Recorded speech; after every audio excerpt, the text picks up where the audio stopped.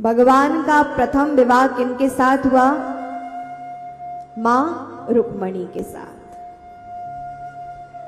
और भगवान ने दिव्य विवाह द्वारिका में नियोजित किया है। वहां पर दिव्य भगवान का विवाह हुआ। भगवान के अन्यान्य विवाहों की चर्चा भी है। भगवान का दूसरा विवाह जामवती जी के साथ हुआ है। कहते हैं और सत्राजित उनकी पुत्री सत्यभामा के साथ भी भगवान का विवाह हुआ है। कालिंदी के साथ, मित्रविंदा के साथ, भद्रा के साथ, इस प्रकार भगवान के 8 विवाह अलग अलग हुए हैं। तो दूसरा भगवान का जो विवाह हुआ उसके कारण में आधार बना धन। धन यदि हम सद्गुण में उसका सदुपयोग करते हैं तो वो धन हमारे जीवन में सुख लाता है, शांति लाता है। और वही धन यदि हम उसका दुरुपयोग करते हैं तो वही धन हमारे जीवन में हानि करता है, अशांति लाता है, जो कि हमारे कष्ट का कारण बनता है।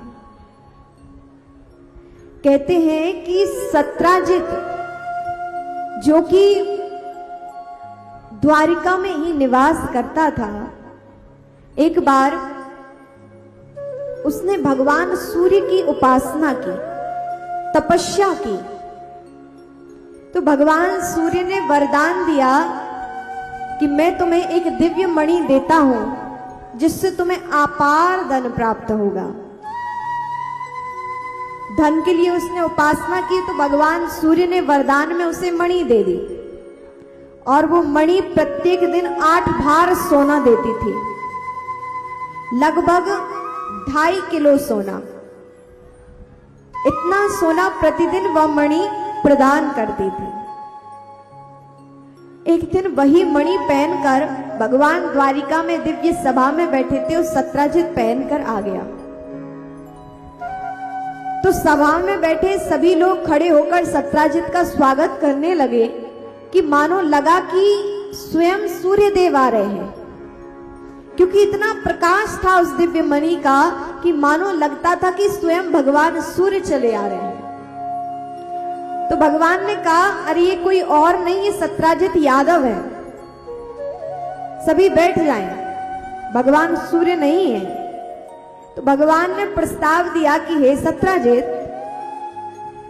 तुम्हारे परिवार में 2 लोग तो हैं, एक तुम और एक तुम्हारी पुत्री। इतने धन का तुम क्या करोगे? महाराज को राजकोष चलाना पड़ता है, तो तुम ये धन यहां जमा कर दो राजकोष में, और जितने धन की तुम्हें प्रत्येक दिन आवश्यकता पड़े उतना धन तुम ले लेना। लेकिन सत्राजित ने ठीक भगवान को मना कर दिया कि नहीं, ये मणि हमारी है, ये धन हमारा है, हम क्यों जमा करें। तो भगवान ने कहा, इतने धन की तुम्हें आवश्यकता नहीं है और इसका सदुपयोग हो जाएगा यदि तुम राज्य कोष में जमा कर दोगे, और जितना प्रत्येक दिन तुम्हें चाहिए तुम उपयोग के लिए ले सकते हो। लेकिन सत्राजित ने मना कर दिया, और यही उसके जीवन की सबसे बड़ी भूल थी। जिन प्रभु से उसे धन प्राप्त हुआ और वही द्वारिकाधीश भगवान श्री कृष्ण ने मांगा और उन्हें मना कर दिया। ये हम आप सबके जीवन में भी घटना घटित होती है।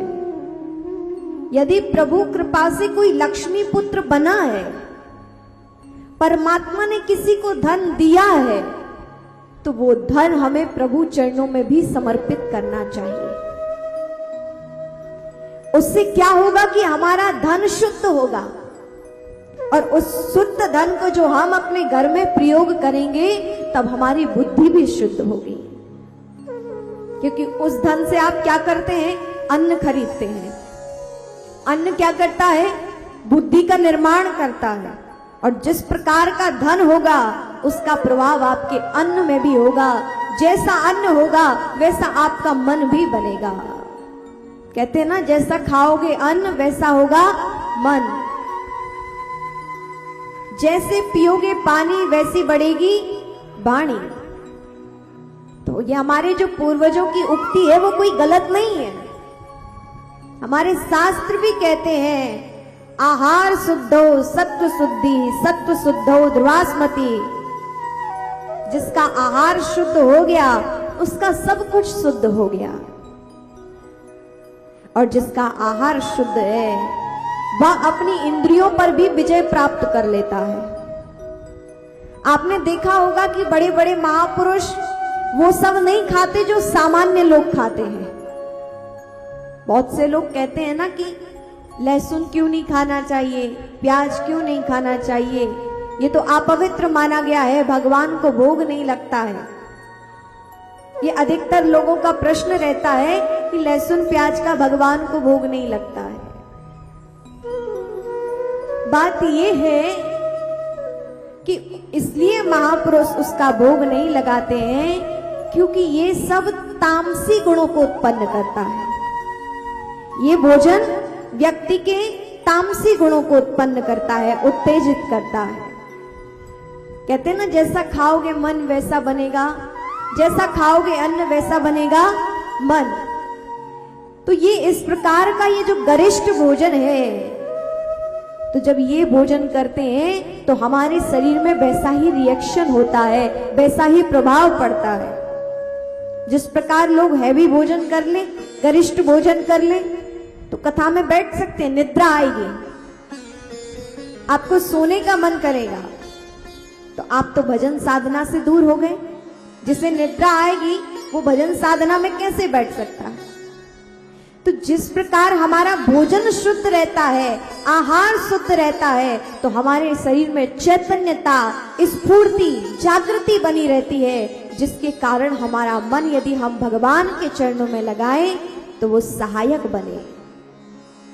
इसलिए गरिष्ठ भोजन महापुरुष लोग नहीं खाते हैं। साधारण उबला भोजन, फल इत्यादि, दूध, इससे अपना आहार बनाते हैं ताकि भजन साधना में ये शरीर बाधक ना बने।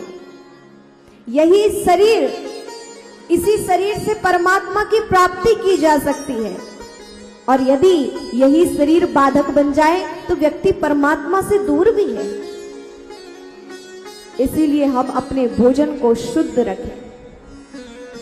और आज दो ही चीजों का बहुत ही बड़ा प्रभाव है। इस वाणी से हम क्या करते हैं? बोलते भी हैं और भोजन भी करते हैं। वाद भी और स्वाद भी। बोलना, वाद मतलब बोलना, और स्वाद मतलब स्वाद लेना, भोजन करना। और वाणी इन दो ही चीजों से प्रभावित होता है। मनुष्य का जीवन इन्हीं दो चीजों से प्रभावित होता है, एक बोलने से और एक भोजन करने से। जीव पर व्यक्ति का नियंत्रण नहीं है। बुरा बोल देता है तो संबंध खराब हो जाते हैं, बुरा खा लेता है तो स्वास्थ्य खराब हो जाता है।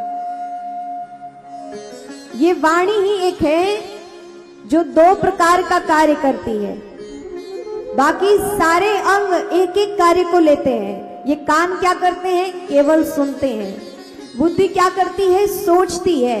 पैर क्या करते हैं? केवल चलने का कार्य करते हैं। लेकिन हमारी की जिह्वा ऐसी है जो दो कार्य करती है, बोलती भी है और इसी से हम स्वाद भी लेते हैं। जिसका अपनी वाणी पे नियंत्रण हो गया, मानो उसने सब पर विजय प्राप्त कर ली। शास्त्र कहते हैं जिते रसम जितम सर्वम। जिसने अपनी इस जिह्वा को जीत लिया, मानो उसने सारा संसार जीत लिया। आज जिह्वा पर नियंत्रण नहीं है, जो कुछ भी चाहे मन में आता है बोल देते हैं, तो व्यक्ति के संबंध खराब हो जाते हैं।